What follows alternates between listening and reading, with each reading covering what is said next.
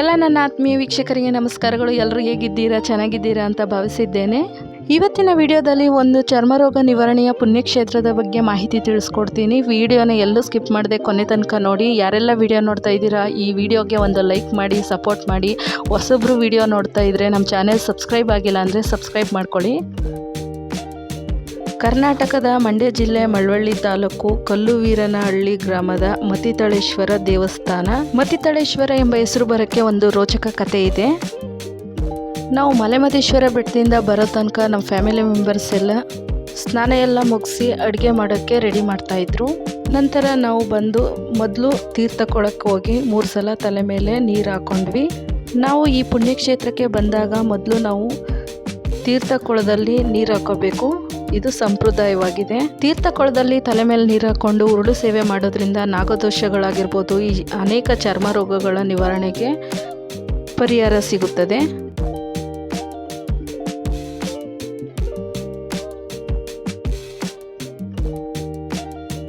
ನಾವು ಬೆಳಿಗ್ಗೆನೇ ಬಂದಿರೋದ್ರಿಂದ ಜನಗಳು ಸ್ವಲ್ಪ ಕಡಿಮೆ ಇದ್ದಾರೆ. ಹೋಗ್ತಾ ಹೋಗ್ತಾ ಕ್ರೌಡ್ ಜಾಸ್ತಿ ಆಗುತ್ತೆ. ಯಾಕಂದರೆ ಭಾನುವಾರ ಅಂತೂ ತುಂಬಾ ಜನ ಜಾಸ್ತಿ ಆಗ್ತಾರೆ. ಇಲ್ಲಿ ಬಂದು ಪೂಜೆ ಮಾಡೋರು ಮೊದಲಿಗೆ ಸ್ನಾನ ಮಾಡಿ ನಂತರ ಒಲೆ ಎಲ್ಲ ಪೂಜೆ ಮಾಡಿ ಮಡಿಯಿಂದ ಭಕ್ತಿಯಿಂದ ಪೂಜೆ ಮಾಡಿ ಅಡುಗೆ ಶುರು ಮಾಡ್ತಾರೆ. ನಂತರ ನಾವು ಹೋಗಿದ್ದು ನಾಗಕೊಳ. ನಾವು ತೀರ್ಥಕೊಳದಲ್ಲಿ ತಲೆ ಮೇಲೆ ನೀರು ಹಾಕೊಂಡು ಬಂದು ಉರುಳು ಸೇವೆ ಮಾಡೋರು ಉರುಳು ಸೇವೆ ಮಾಡಿ ನಂತರ ಇಲ್ಲಿ ಸ್ನಾನ ಮಾಡಬೇಕು. ನಾಗದೋಷ ಇರೋರು ಅಥವಾ ಚರ್ಮ ರೋಗ ಇರೋರು ಇಲ್ಲಿ ಪಂಚಮುಡಿ ಮತ್ತು ತಲೆಮುಡಿ ಕೊಟ್ಟು ಹರಕೆ ತೀರಿಸ್ತಾರೆ. ಕೊಳದಲ್ಲಿ ಸ್ನಾನ ಮಾಡೋದ್ರಿಂದ ನಾಗರು ಸಿಕ್ಕಾಗಿರ್ಬೋದು ಅಥವಾ ಅನೇಕ ಚರ್ಮ ರೋಗಗಳ ನಿವಾರಣೆ ಆಗುತ್ತೆ ಎಂಬ ನಂಬಿಕೆ ಇದೆ. ದಯವಿಟ್ಟು ಈ ಕ್ಷೇತ್ರಕ್ಕೆ ಬಂದಮೇಲೆ ಸ್ವಲ್ಪ ಸ್ವಚ್ಛತೆಯನ್ನು ಕಾಪಾಡಿ. ಇಲ್ಲಿ ವಡೆ ಏನಾದರೂ ಮಾಡಬೇಕಾದ್ರೆ ಇಲ್ಲಿ ರುಬ್ಬಕಲ್ಲುಗಳಿವೆ, ನಾವು ಇಲ್ಲಿ ರುಬ್ಕೊಂಡು ಮಾಡ್ಬೋದು. ನಂತರ ನಾವು ಸ್ನಾನ ಎಲ್ಲ ಮುಗಿಸಿ ಪೂಜೆಗೆ ರೆಡಿ ಮಾಡ್ಕೊಂಡ್ವಿ. ಮೊದಲು ಹುತ್ತಕ್ಕೆ ಪೂಜೆ ಮಾಡಿ ನಂತರ ಹಾಲು, ತುಪ್ಪ ಮತ್ತು ಬಾಳೆಹಣ್ಣನ್ನು ತನಿ ಎರಿಬೇಕು. ಇಲ್ಲಿ ಬಂದು ನಾಗರಕಲ್ಲು ಮತ್ತು ಹುತ್ತ ಪೂಜೆ ಮಾಡೋದ್ರಿಂದ ಸಂತಾನ ಭಾಗ್ಯ ಪ್ರಾಪ್ತಿಯಾಗುತ್ತೆ ಮತ್ತು ಚರ್ಮ ರೋಗಗಳು ಸಹ ನಿವಾರಣೆ ಆಗುತ್ತೆ.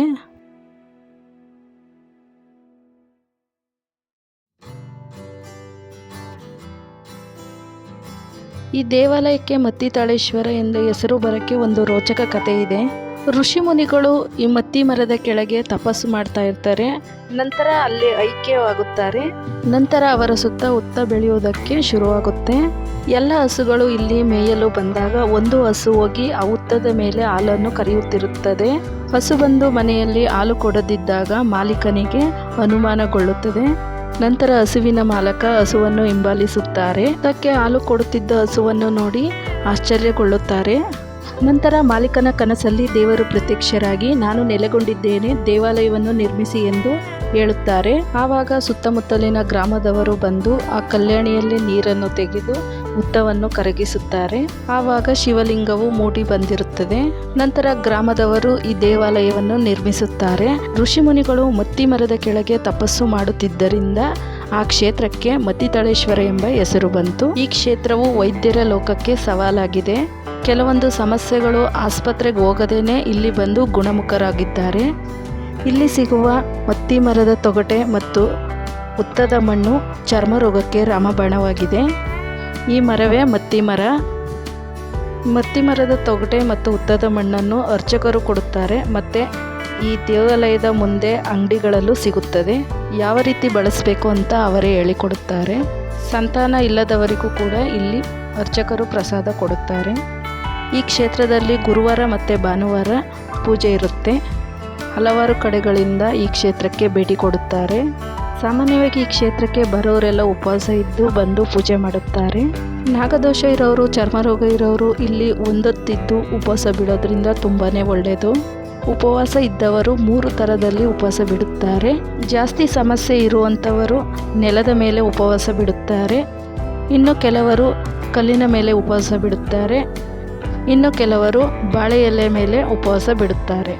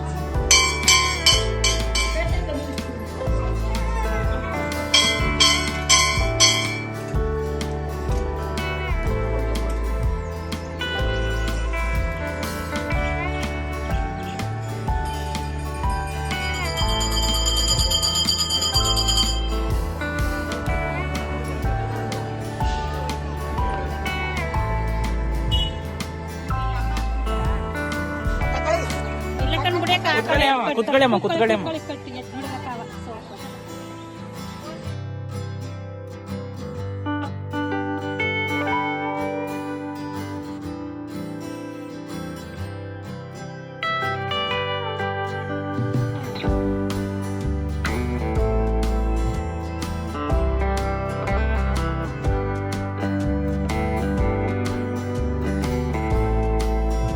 ಇಲ್ಲಿ ಬರುವ ಭಕ್ತಾದಿಗಳು ಅವರವರ ಇಷ್ಟಾರ್ಥವಾಗಿ ಅಡಿಗೆ ಮಾಡುತ್ತಾರೆ. ಸಿಹಿ ಪೊಂಗಲ್ ಮಾಡೋರು ಸಿಹಿ ಪೊಂಗಲ್ ಮಾಡ್ತಾರೆ. ಇನ್ನು ಕೆಲವರು ಬದನೆಕಾಯಿ ಗೊಜ್ಜು, ಹಸಿ ಗೊಜ್ಜು ದೇವರಿಗೆ ಪ್ರಿಯವಾದದ್ದು. ಹೀಗೆಲ್ಲ ರೆಡಿ ಆದಮೇಲೆ ದೇವರಿಗೆ ನೈವೇದ್ಯ ತಗೊಂಡೋಗಿ ಮತ್ತಿ ಮರದ ಕೆಳಗೆ ನೈವೇದ್ಯಕ್ಕಿಡಬೇಕು. ನಂತರ ಪೂಜೆ ಮಾಡಿ ಬಂದು ಉಪವಾಸ ಬಿಡಬೇಕು.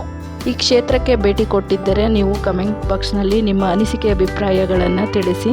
ನಾಗದೋಷಗಳಿದ್ದರೆ ಅಥವಾ ಚರ್ಮ ರೋಗ ಇದ್ದರೆ ಈ ಕ್ಷೇತ್ರಕ್ಕೆ ಒಮ್ಮೆ ಭೇಟಿ ಕೊಡಿ.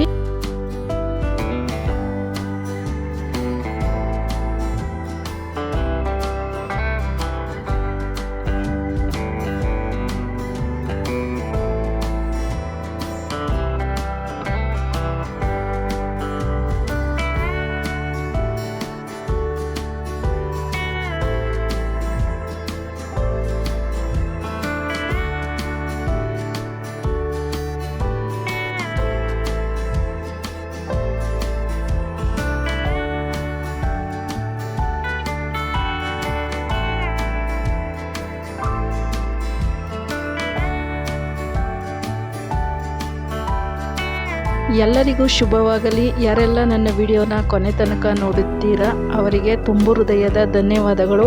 ಮುಂದಿನ ವಿಡಿಯೋದಲ್ಲಿ ಸಿಗ್ತೀನಿ. ನಿಮ್ಮ ಸಪೋರ್ಟ್ ಹೀಗೆ ಇರಲಿ. ವಿಡಿಯೋಗೆ ಲೈಕ್ ಮಾಡಿಲ್ಲ ಅಂದರೆ ಒಂದು ಲೈಕ್ ಮಾಡಿ. ನಿಮ್ಮೆಲ್ಲರ ಸಪೋರ್ಟ್ ಇದ್ದರೆ ನನ್ನ ಮುಂದಿನ ವಿಡಿಯೋಗೆ ಹೆಲ್ಪ್ ಆಗುತ್ತೆ. ಎಲ್ರಿಗೂ ಶುಭವಾಗಲಿ. ಧನ್ಯವಾದಗಳು.